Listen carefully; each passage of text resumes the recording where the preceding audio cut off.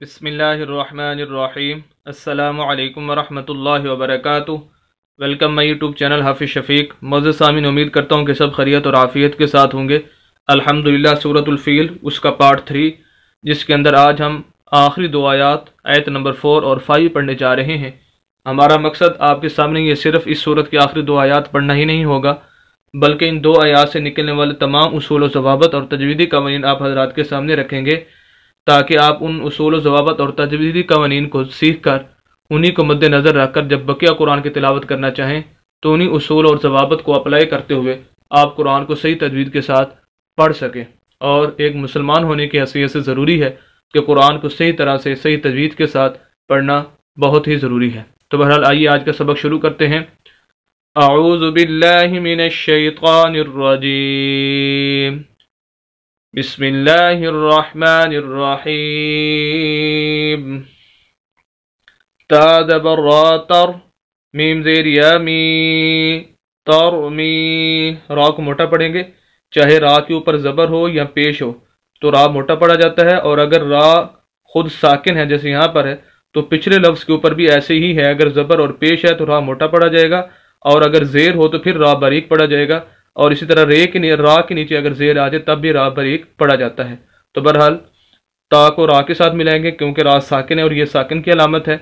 जो भी हर्फ साकिन होता है वो खुद ब खुद नहीं पढ़ा जाता, उसको हेल्प की ज़रूरत होती है पिछले लफ्ज़ की, तो इस वजह से ता को हम रा के साथ मिला रहे हैं और हर साकिन के साथ पिछले लफ्ज़ को मिलाते हैं। मीम ज़ेर या मी, तौर मी। इसी तरह मीम को हम या के साथ मिला रहे हैं, या साकिन है। और दूसरा ये कि हम यहाँ पर मीम को खींच रहे हैं, लंबा कर रहे हैं, तौर मी। वजह उसकी ये कि या मद्दा है। वैसे हरूफ मद्दा 3 है, अलिफ मद्दा, वाव मद्दा और या मद्दा। पूरी डिटेल अगर आप देखना चाहते हैं तो चैनल पर मुस्तकिल मैंने इन 3 अल्फाज की वीडियो बनाई हुई है, आप वहाँ जाकर डिटेल के साथ देख सकते हैं।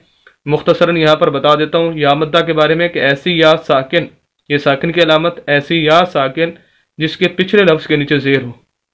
पिछला लफ्ज़ चाहे जो भी हो उसके नीचे ज़ेर हो तो ऐसी या मद्दा कहलाती है कि हर वो या साकिन जिससे पिछले लफ्ज़ के नीचे ज़ेर आ जाए वो या मद्दा कहलाएगी। और ऐसे लफ्ज़ को हम लंबा करके पढ़ेंगे, इस वजह से हम मीम को एक अलिफ के बराबर खींचेंगे। तरमी, हाज़िर मीम हिम, तरमीहिम। यहाँ पर गुन्ना करेंगे, हा को हम मिलाएंगे मीम के साथ और गुन्ना भी होगा। गुन्ना कहते हैं नाक में आवाज़ ले जाने को। बाज़ेर बे, हाज़ेर ही, बेही, जीम ज़बर अलिफ जा, बेही जा। जीम के आगे अलिफ है और ये अलिफ मद्दा है, जैसे या मद्दा के बारे में बताया। इसी तरह ये अलिफ मद्दा के बारे में भी मुख्तसरन सुन लीजिए कि ऐसा अलिफ जो खाली हो, यानी ऐसा खाली अलिफ जिसके पिछले लफ्ज़ के ऊपर ज़बर हो। जैसे यहाँ पर ये बिल्कुल खाली, यानी इसके ऊपर नीचे कोई हरकत नहीं है, पिछला लफ्ज़ चाहे जो भी हो उसके ऊपर ज़बर होनी चाहिए, तो वो अलिफ मद्दा कहलाता है। और ऐसे लफ्ज़ को लंबा करके पढ़ेंगे, इस वजह से हम जीम को लंबा कर रहे हैं। और ये ज़हन में रख लीजिए कि अलिफ मद्दा, वाव मद्दा और या मद्दा, ये ऐसी 3 चीज़ें हैं जो कुरान के अंदर बकसरत इस्तेमाल हो रही हैं। आज के सबक में इंशाल्लाह ये तीनों चीज़ें आपके सामने आ जाएंगी। या मद्दा भी आ चुकी है, अलिफ मद्दा भी आ गई है और आगे वाव मद्दा भी आ रही है।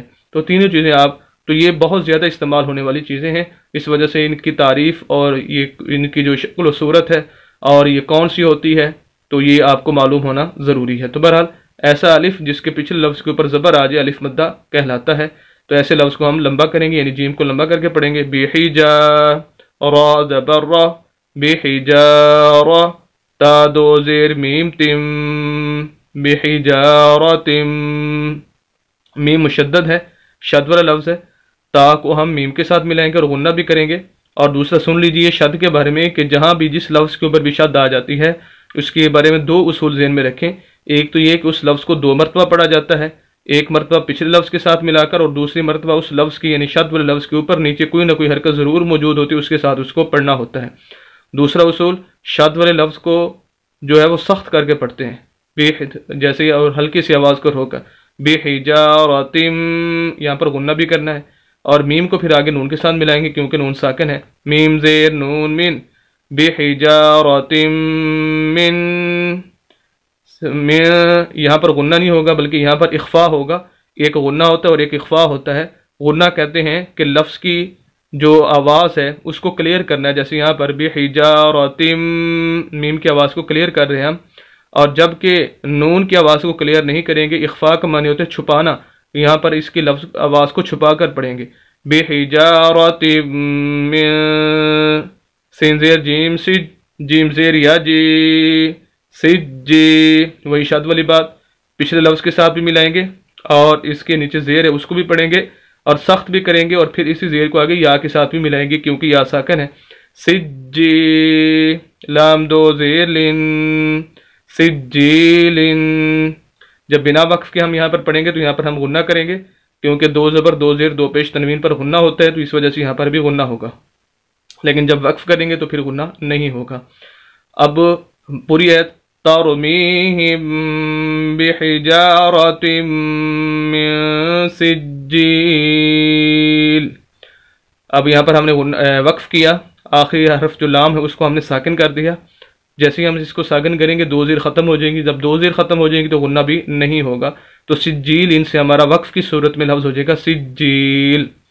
فا زبر فا جیم زبر جا فا جا عین زبر ع فا جا ع لام زبر لا فا جا لا ہا پیش میم ہم فا جا لہم. کاف زبر کا عین زبر صاد عص کا عص فا دو زیر میم فم کاس فم. فا کو ہم میم کے ساتھ ملائیں گے کیونکہ میم مشدد ہے اور پھر میم کو ہم آگے ملائیں گے. میم زبر حمزہ ما، اس کو حمزہ پڑھیں گے الف نہیں پڑھیں گے کیونکہ الف وہ ہوتا ہے جو بالکل خالی ہو، جیسے اس کے اوپر نیچے کوئی حرکت آ جائے تو پھر وہ حمزہ بن جاتا ہے، تو اسی وجہ سے ہم اس کو حمزہ پڑھیں گے. میم زبر حمزہ ما کاس فم ما، جھٹکا دیں گے، حمزہ پر جھٹکا ہوتا ہے. کاف پیش واؤ کو، یہ ہے واؤ مدہ. الف مدہ بھی آ گیا تھا، یا مدہ بھی آ گیا تھا. واؤ مدہ ایسی واؤ ساکن جس کے پچھلے لفظ کے اوپر پیش ہو، ہر وہ واؤ ساکن جس کے پچھلے لفظ کے اوپر پیش ہو واؤ مدہ کہلاتی ہے اور ایسے لفظ کو لمبا کر کے پڑھیں گے. تو بہرحال کاس فم کو لام دو زیر لن کولن وقف کریں گے، آخری حرف لام ہے ساکن ہو جائے گا جیسے یہاں پر تھا. دو زیر ختم ہو جائیں گی تو کول سے ہو جائے گا، کولن سے ہو جائے گا کول. پوری ایت فَجَعَلَهُمْ كَعَصْفٍ مَأْكُولٍ. دونوں آیات تَرْمِيهِمْ بِحِجَارَةٍ مِّن سِجِّيلٍ فَجَعَلَهُمْ كَعَصْفٍ مَأْكُولٍ. الحمدللہ سورۃ الفیل 3 پارٹ کے اندر ہم نے مکمل کر لی. امید کرتا ہوں کہ آج کی ویڈیو آپ بخوبی سمجھ چکے ہوں گے. مزید اسلامی ویڈیوز کے لیے اور قرآن کو صحیح تجوید کے ساتھ پڑھنے کے لیے ہمارے یوٹیوب چینل حافظ شفیق کو ضرور سبسکرائب کیجئے. صدقہ جاریہ سمجھ کر ہماری ویڈیوز کو شیئر بھی کیجئے. ملتے ہیں نیکسٹ ویڈیو کے اندر کل انشاءاللہ. پوری صورت کے ساتھ اجازت دیں. اللہ حافظ.